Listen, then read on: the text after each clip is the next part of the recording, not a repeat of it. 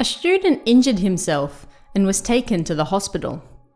Thankfully, the injury was only minor, and he was told he would be out of hospital before the week was up.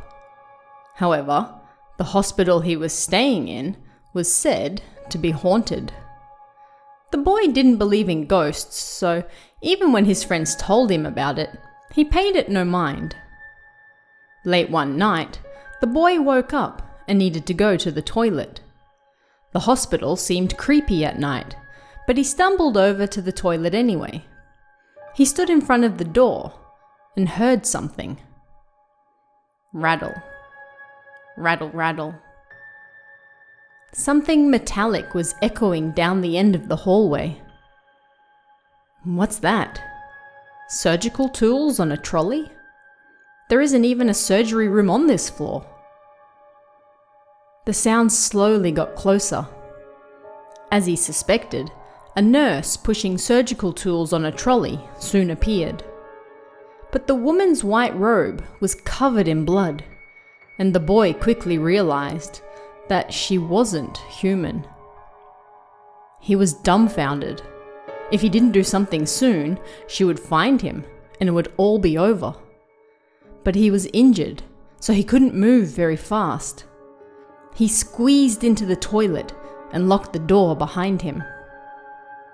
Rattle, rattle, rattle, squeak. The sound of the trolley got louder. The boy held his breath and waited for the trolley to pass. As though his wish had been granted, the sound of the trolley soon disappeared. Thank God, I'm saved. Relieved, the boy went to return to his room. He looked up and locked eyes with the blood-stained nurse. She had noticed him after all. She was hanging over the top of the toilet door, looking down at him all along.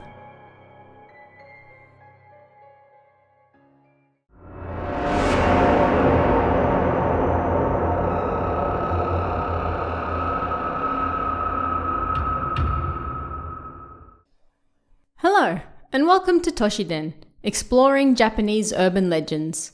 I'm your host, Tara A. Devlin, and on this show we'll be looking at different urban legends from Japan, how they came about, and, when possible, the truth behind them. Don't forget to join our newsletter at kowabana.net/newsletter to keep up to date with the latest Japanese horror news and get exclusive stories each week. I send out new and interesting urban legends I come across every now and then, so don't miss out. This week, we're looking at tales of the watching woman. She's a fairly common trope in Japanese horror, and you can probably already picture her quite clearly in your mind. You've no doubt seen scenes similar to the first story in numerous movies over the years. Somebody hears a noise. They try to hide. Finally, they think they're safe, and then they look up and realize the ghost was looking down at them all along. It's terrifying to think about, and that's what makes it such a good scene. A nurse in a hospital isn't the only variation of this story, however. Another less common but still popular version places the story in an old shrine. A student went to visit a shrine late one night to test his courage. The shrine was said to be haunted, but the boy wasn't afraid of anything and didn't believe in ghosts to begin with. He was a proud boy, so he went by himself. He wandered around the empty shrine grounds, but nothing happened. There were no ghosts, no shadows, nothing. Of course there's nothing here, he muttered, when suddenly he heard a noise coming from the trees behind the shrine. The noise drew his attention, and as his heart beat wildly in his chest, he pushed his way through the branches. Then he saw it. A woman in white clothing was hammering a straw doll to a tree. The straw doll was stuck to the tree with long nails. "Ah!" The boy let out a scream before he could stop himself. The girl stopped hammering and turned to look at him, the expression on her face ghastly. The boy took off running, the girl hot on his heels.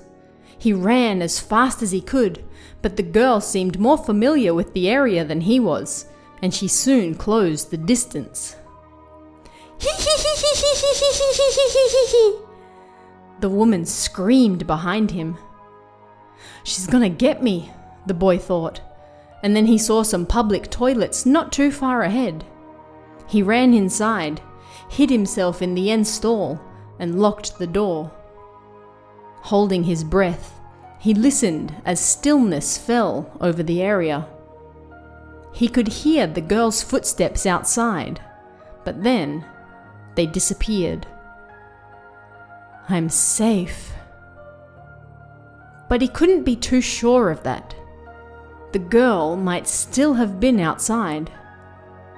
Filled with relief that he could no longer hear her footsteps, the boy fell asleep inside the stall. When he woke up, he looked at his watch and saw that it was 4 a.m. I should be okay now. He stood up and got ready to leave, but something on the ceiling caught his eye. He looked up and saw the girl in white clothes looking down at him, grinning. She had been there the whole night. Neither the nurse nor the girl at the shrine are thought to be the original versions of this tale. The origins go back much further, to at least the 1960s, and feature not a ghost, but a tengu. In this version, a man hears the sound of geta, wooden Japanese clogs, and hides in a toilet until they pass. When he's certain the owner of the sound is gone, he looks up and sees a tengu hanging upside down from the roof, looking at him. Tengu are often depicted wearing geta and can be quite the vicious creatures when they want to be. In the modern day, however, tengu aren't as feared as they once used to be. Thanks to the focus on yurei in horror media, most people are more afraid of ghosts than yokai. As such, over time the tengu was replaced with a variety of ghosts in different situations, with the nurse in the hospital being the most common story passed around today. And that brings us to the end of this week's episode. You can help support us and get early access to both this show and Kawabana over at Patreon at patreon.com/TaraADevlin. And if you want even more urban legends, Toshiden Volume 2 is available on Amazon right now, so don't miss out. Thanks guys, and I'll see you again next time for even more Toshiden, exploring Japanese urban legends. Want even more scary stories? Head over to kawabana.net for new translations every week. You can also join our Patreon for exclusive stories you won't find anywhere else. Head over to kawabana.net now.